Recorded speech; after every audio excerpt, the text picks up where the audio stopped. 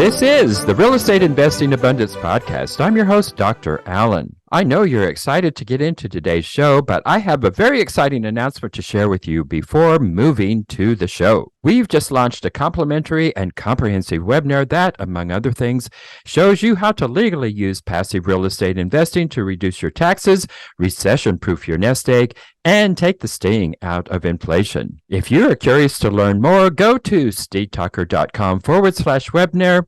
It is complimentary and only takes a couple of minutes of your time. Once again, that is stevetucker.com/webinar. I'll see you in the webinar. Enjoy today's show.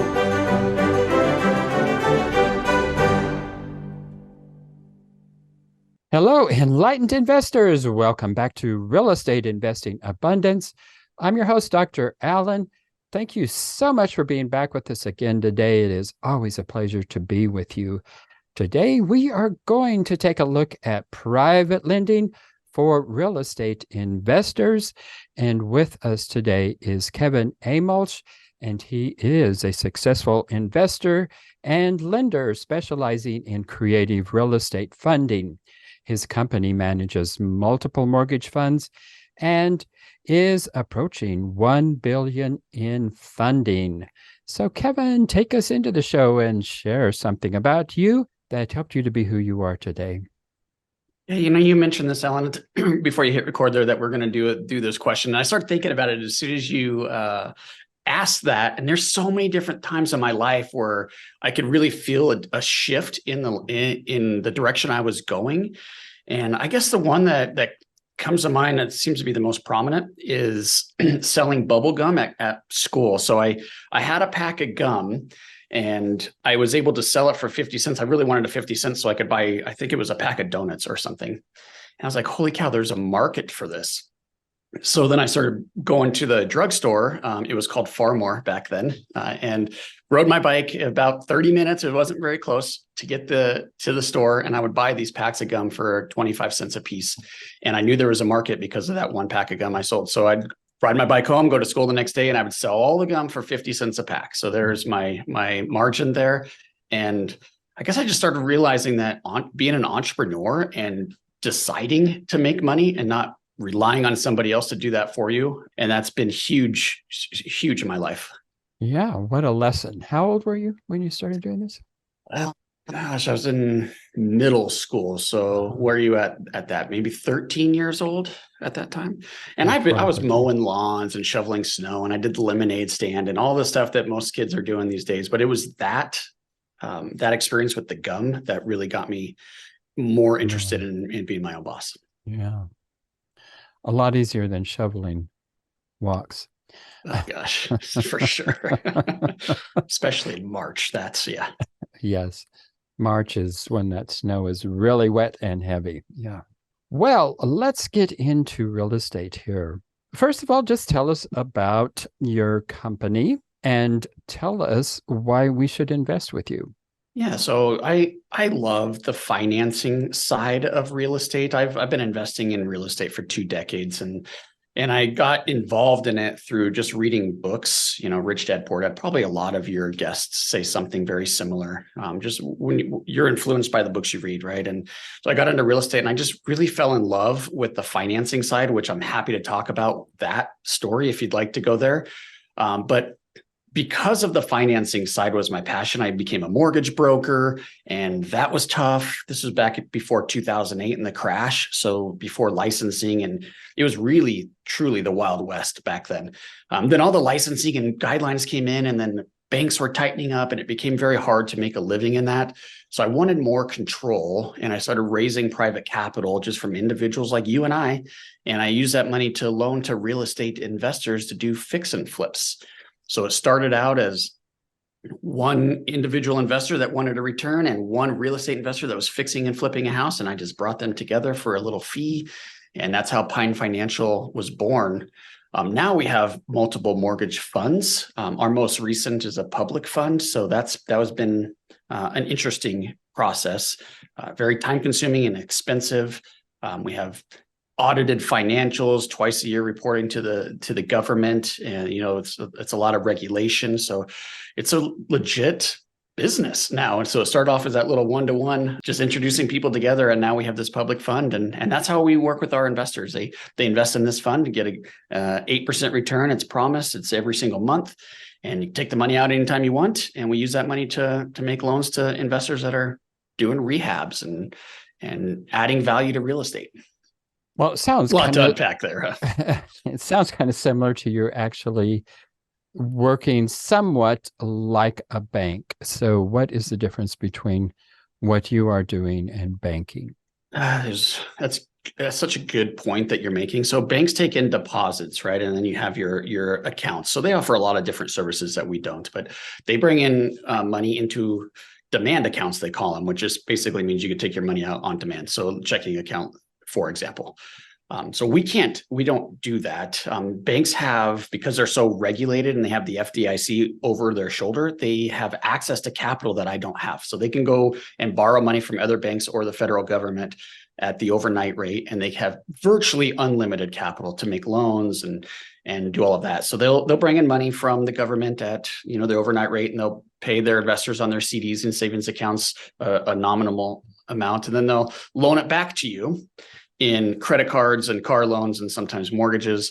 And so then they create that little spread. For us, it's all private. So we're not regulated like a bank is. We don't have the FDIC over our shoulder telling us what to invest in. And so that way we could be highly focused on what we're really comfortable with, which is the real estate value add stuff. And we're very focused geographically as well. So we bring in money and we pay an 8% return, which is far higher than you'd ever get in your bank account. And then we loan it out to investors with high rates of speed and high levels of service that they can't get at a bank at a much higher rate. So we're loaning our money out at 12% and paying 8%. So that's how we make our spread there. Mm-hmm. Well, you say you're not heavily regulated like banks are, but I expect you are regulated. Is that not the case? And so there's who is regulating you? That's such a great question, Alan. There's two sides to this business. So we bring in the capital from private investors and then we loan it out, right? So if we separate those, on the money that we bring in, we're highly regulated by the federal government. So it's the Securities and Exchange Commission. They're overlooking what we're doing. We have to report to them and we have to follow all of those rules. Now, on the lending side, that's where the regulation goes away. We do a lot of business in Minnesota and they do require licensing. So we have a license to lend private money in Minnesota under the company umbrella. None of our salespeople are required to have individual mortgage broker license. Now in Colorado and most other states in the country, there's no regulation on the lending side at all. Wow. Because it's business purpose lending. So we don't have the SAFE Act and RESPA and TRID and TRID, or however you say it. We don't have all of those rules that came into effect after the crash in 2008. So highly regulated on the investment side, almost no regulation on the lending side. What about you say you lend out at 12%? Are there fees associated with that, or is it a flat 12%? And so on the borrower side, we do charge fees. So we charge 2 points origination. A point is a 1% of the loan amount in a lender fee. So if I say I'm going to charge you 2 points, and it's $100,000 loan, that's $2,000 in a fee. And then we make the money on the spread. But I want to be clear about this because this sometimes trips people up. We pay our investors 8% whether the money is loaned out or not, right? So if we have, and we never have every single penny loaned out, there's always some money in the account that we're earning nothing on. So although it's a 4% spread, as we talk about it, it's not truly a 4% spread because we're not all the money is loaned out all the time. But so we have our profit of our fees that we charge the borrower, and then the spread between, we don't charge our investors any fees at all.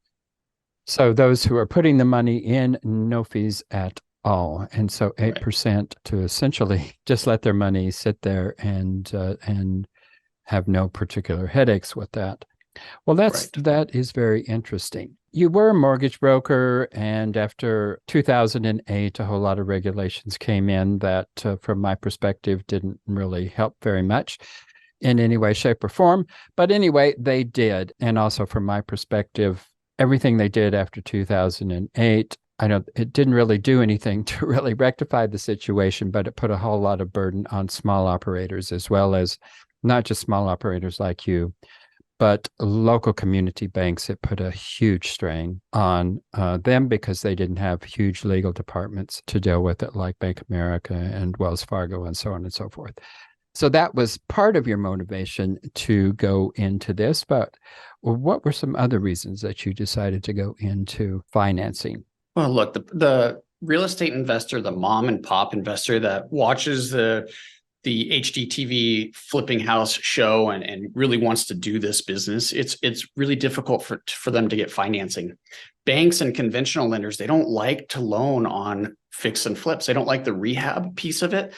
They don't like that our target acquisition is not habitable properties, and so when you go to a bank and they get an appraisal, one of the things that they're going to read in that report is the property habitable? And I've got plenty of stories of where we've gotten denied on financing before I got into the lending business when I was doing the fix and flips, because the property didn't have a stove or the foundation was in trouble or whatever the reason that the appraiser would mark it not habitable. So I wanted to be someone that could help the real estate investor get the funding that they needed to go out and make their dreams come true. And there's a ton of money to be made in fix and flips, and there's neighborhoods that need that. In fact, we go back to 2008 and all that came after that. It took a lot to rehab these neighborhoods. There was distressed properties everywhere. If we didn't have fix and flip investors and people like me funding those, I don't know if we wouldn't still be in that mess. So I just wanted to help rehab neighborhoods and help investors make money. And I found a way to do that and help my passive investors earn as well. So it truly is a win-win-win business. And so that's why I love it. So how did you actually learn about this? You read Rich Dad, Poor Dad, and that's an inspirational book. It doesn't have a whole lot of how-to in it, but it's inspirational for sure. I haven't really looked, but I don't know of any really good guides for going out there and establishing a lending business like you have. So where did you learn to do that? Well, people, you always hear that self-made, no one's self-made, right? Everyone has some help along the way, and I've had plenty. But I was fixing and flipping and doing all of the real estate investing stuff because of the books I was reading, and I just fell in love with real estate. I just really do love that. And I migrated to the financing side because what I was learning when I was in people's homes negotiating with them, maybe they were losing it to foreclosure or there's a probate or a divorce or some situation that I could help them with.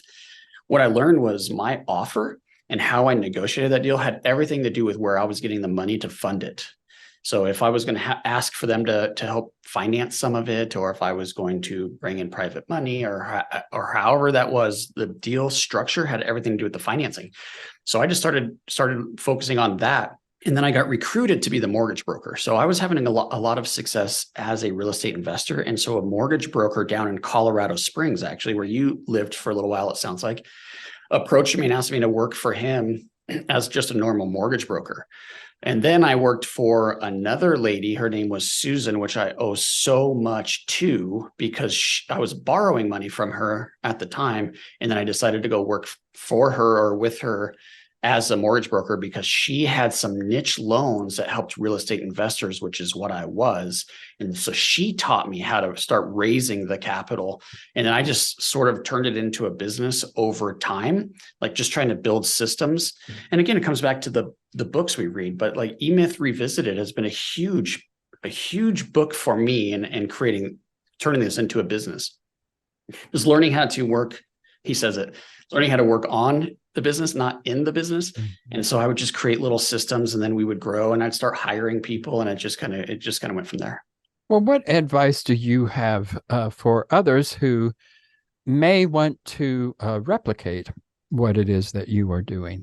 So when I started this, there was no set industry. Like I really thought I invented this, to be honest with you. And then I went to this conference it's Apple is the name of it. Let me see if I got a pen and a pad here. I'm going to write this down so I don't get this wrong, but it's American Association of Private Lenders, private lenders. Yeah. AAPL. So if you do like aapl.com or AAPL, just Google that and you'll get to the biggest association for this industry. So I would definitely, if you're interested in starting a private lending company or a business, or even if you just want to lend out your own money on a much smaller scale, visit that website and consider going to one of those conferences, because you're going to surround yourself with people in the industry that can help you. And I'll tell you what, this industry is no different than real estate investing and a lot of other industries where there's a ton of support. People don't see you necessarily as a competitor as much as just trying to help the next guy. Enlightened investors, if you haven't done so already, be sure and click that like button and also click that share so others can take advantage of the content. And finally, be sure to subscribe so you don't miss a single one of our upcoming episodes. I've never heard of AAPO. And do you know what their membership is? How many? AAPL, American Association of Private Lenders.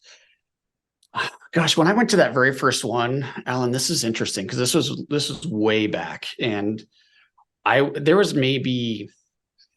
may be 100 people in that room at the time, and I'm not even kidding you when I say this. Every single person I talked to, I was doing more business than them. Like I was like, why am I not on this stage? And so I decided not to return to a meeting because I just didn't get the value out of it. And then one of my competitors that we're friends. So I think we were drinking beers one night at a brewery, and he brought up Apple, and he says, you got to go back to this thing. There's like legit people teaching you good underwriting strategies, good servicing strategies, all about the regulation, keeping us up on all the rules and regs, because it has become an industry. And then I went back and I felt like this little small guy in this room of people that are doing much, much larger deals and bigger companies. And so now I'm like, I should not be on that stage. I want to be in that room, sitting down with everybody else and learning from these people that are much smarter than me. Well, I'm sure it's going to be a growing industry. And like you said, in just a few years, it really kind of grew up from just little startups to really a major industry.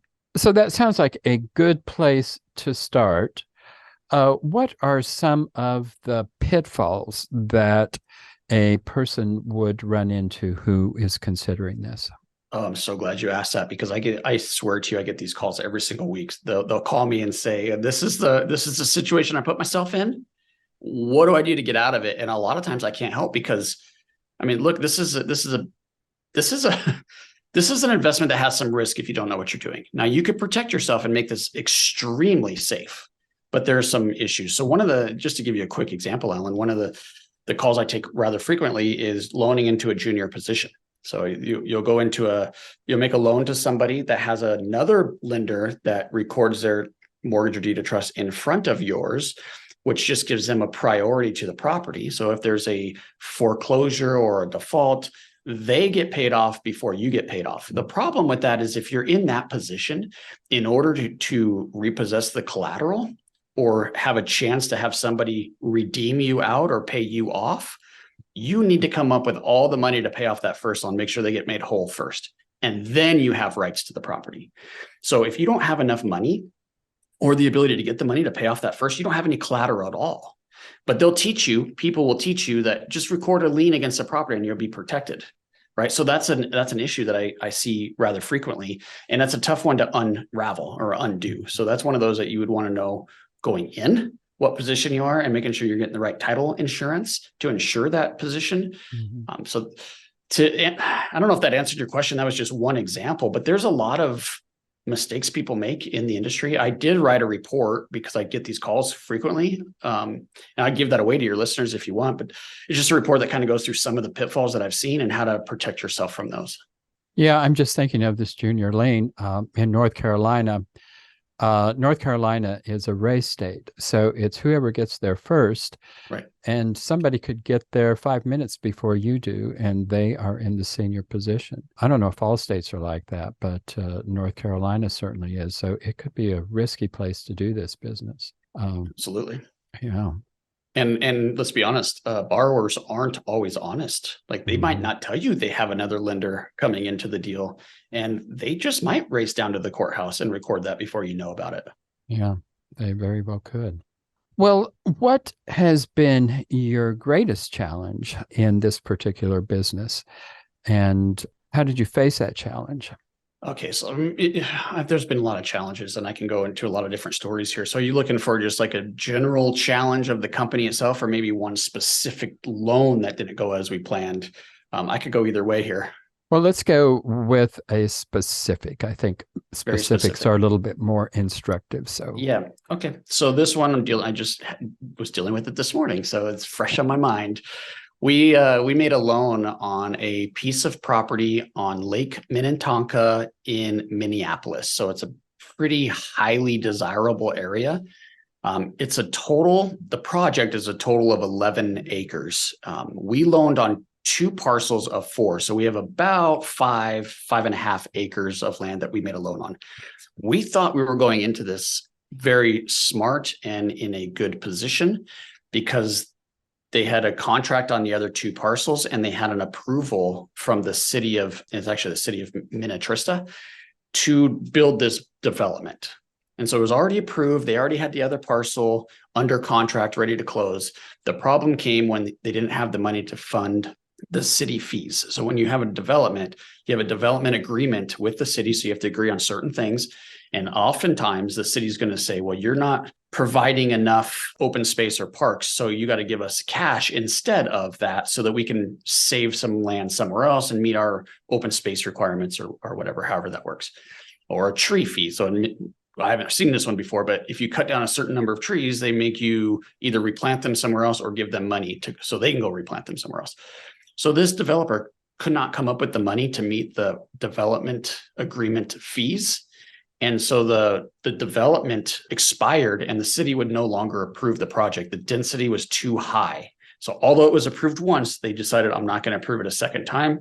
You did not break ground on your permit. So you got to start all over from the very beginning. Well, the problem there is we valued it based on 72 units, and now we can't get 72 units in there. And on the four parcels being together, and two of them were just under contract. He didn't actually own them. And so we have no rights to those other two. So here we are thinking we have this 11-acre project. We're basically doing half. And now we ended up having to foreclose, and now we just have the 5 acres. So we're in negotiations with the other 2 acres, and we're going to probably do some project ourselves. We call that building our way out of it in the business, and that's not where you want to be. You do not want to be building your way out of anything. So huge mistake that we made, not making sure that they could exercise or follow through with the agreement with the city. how could you have avoided that? How could I have avoided that? I think about that, Alan, all the time. Like we make these mistakes in business, and here we are 15 years in, and I'm still doing something just like I described to you. I'm still making mistakes. So how could I have avoided that? Well, I probably should not have done that loan because the project was highly dependent on the other 2 parcels because it was combining them all. Mm-hmm. And well, this one was hard because there was fraud involved. He did have the money, at least he said he had the money to meet all the requirements, and he actually didn't. So that's a little bit tougher one to unwrap and figure out how we could have protected ourselves there. But we always should go into loans looking at the absolute worst case scenario and can we live with that worst case scenario? And what I didn't fathom is losing the other 2 parcels and having to redo a project with just the 5 acres. So I guess the answer is I shouldn't have done that loan. Or I should have bought the other 2 and sold it to him and made the loan on all of it. That would have been a way to go too. Yeah, live and learn, huh? Yeah. And I keep make on. less mistakes now than I did before, but it still Yes. happens. Yeah. So you weren't doing this in 2008. As we look forward here, I mean, we never know really what is coming, but I keep hearing conflicting reports. I mean, a few months ago, it was yes, we're going to go into a recession. Today, it's like, well, I think we're through the worst of it, and we're coming out on the other end. Well, we never know where the bottom is. We never know where the top is. That's just the way markets go for us. Right. But what if we went into another 2008? What would that do to Pine Financial Group? I think we're structured very well to weather that. First, I've actually gone through 2 recessions. I went through the 2001 bubble, .com bubble, which actually had 0 impact on real estate. Real estate values actually went up in that recession, which is not uncommon. Oftentimes, real estate goes up in value during a recession. 2008, that was an attack on credit, which absolutely is going to impact real estate values. Similar to what we're seeing right now with high interest rates, that also is an attack on real estate. So that should be impacting real estate values. Now, we haven't really seen that. That's why you're reading the reports that maybe we're at the bottom. The Fed will likely raise rates again, but that doesn't necessarily mean that mortgage rates are going to go up. The experts that I read and the economists, with the exception of, I think, US Bank, the economist for them, they're all predicting mortgage rates to be lower at the end of the year than they are today for 30-year fixed rate loans, like mortgage loans. Mm-hmm. Now, your credit cards and your HELOCs and anything that's tied to an index like the prime rate, those will probably be a little bit higher at the end of the year. But the 30-year fixed being lower, that should improve the economy, right? So I know I'm not answering your question about how are we going to be impacted. I don't think we're going to be impacted at all, with the exception of a lot more opportunities. Because when you think about 2008 and how that hurt, there was a ton of foreclosures and a ton of opportunities for investors to pick up properties. Now, I'm not saying by any stretch that we're going to see another 2008. In fact, I don't think I'll see that again in my entire life. Like, that was very unique. What we might see is something that happened more similar to the early 90s, after the savings and loans went bankrupt and they were crashing. That's much more similar. Remember the high inflation and the really high interest rates of the 80s? That's more of what we're seeing now than in 2008. And that only impacted real estate across the nation about 14%. We've already seen that in a lot of the markets. So I just don't think that there's a ton of room to fall. So I'm not expecting anything like that. Well, I think the major difference between now and 2008 is that there is an extreme housing shortage, which going into 2008, there really wasn't that much of a shortage. There was probably overbuilding going into 2008. But in terms of the commercial real estate markets, there is a lot of resets that are coming due, with supposedly a lot of investors who went in 2019, 2020, 21 at much lower interest rates, and now they're going to have to reset at extremely, 3 times higher than what they were back then. I don't know if that's going to have any impact upon single-family housing, but I would think it would have some kind of ripple effect through the whole industry. What are your thoughts on that? Yeah, it's hard to disagree with that, Alan, but I agree with your first point about the inventory crisis. I mean, we really do not have enough homes for people, and we're not building fast enough. So I think there's a significant amount of runway if there is going to be a crash on the residential side. Now, it's not immune, and the commercial side, there will be some pain here, and that could push us into a recession. I actually think we've already been in a recession, because of I got a degree in finance, and when I went to school, if you have 2/4 of GDP negative, then that's a recession, right? Or inverted yield curves. This is the types of things that we learned in school, and now all of a sudden that doesn't matter because unemployment is so low. That's what's actually kept us out of the recession. The resets, though, that is a problem, because loans on the commercial side are very different than the residential loans. On the commercial side, they are highly focused on the cash flow from the asset, from the real estate. It's called a debt service coverage ratio. Mm-hmm. All that means is how much income is the property coming in, and is it enough to support the debt? And so most banks are going to want a 1.2 DSCR, which means 120% of what it's going to take to make those mortgage payments is what the property generates. Well, when you have interest rates doubling or tripling, as you suggest, that's really hard to hit that DSCR. What's gonna happen is you're gonna see a lot of resets where the owners have to refinance the property into new debt, and it's going to be what we call cash in refinances. So no longer are we seeing those cash outs where we're putting money in our pocket. Now we're bringing money out of our pocket. And so the concern is, do these sponsors and do these building owners have that money to make that DSCR ratio fit within the guidelines? Now, I did just read that the government has put some pressure on banks to try to do workouts with commercial asset owners, which is fantastic news, because before, the way the regulations are written is you can't have loans that don't meet the guidelines on your books, so that they'll ding you for that. And you get too many of those and they could actually shut you down. So banks were going to be forced to foreclose on properties because they couldn't work with their borrowers. So that's kind of sounds like might be going away. So that might help keep commercial a little bit more stable. But yes, these resets is going to be a big problem. Yeah. Well, Kevin, very informative conversation. It's been a delight having you. Thank you for being with us today. Sure, Alan. Yeah, I really appreciate you. And if there's anything that I could do for you or your listeners, let me know. Do you want me to share that report with everyone? Yes. I could put it in the show notes so it's just thepinereport.com. There's 2 reports on there. One to keep you safe if you want to lend your own money out. So if you don't want to work with a company like mine, you certainly don't have to. You can make more money if you don't, but just be safe about it. So that's why I put that report together. And the other one compares the 90s crash to today because it's more, as we talked about, more similar than the 2008 crash. And I hear people tell me all the time, well, what's going to happen if 2008? I just don't think it's going to happen. So I do think that there's some overinflation in certain areas. And so I try to go into detail in that report. So both of those totally free at thepinereport.com. Just pinereport.com. Okay, we will put that in. The Pine Report. Yep. What's that? Thepinereport.com. Thepinereport.com. Okay, Yep. we will put that in our show notes. Okay. Well, thanks, Kevin, for being with us today. Alan, thank you.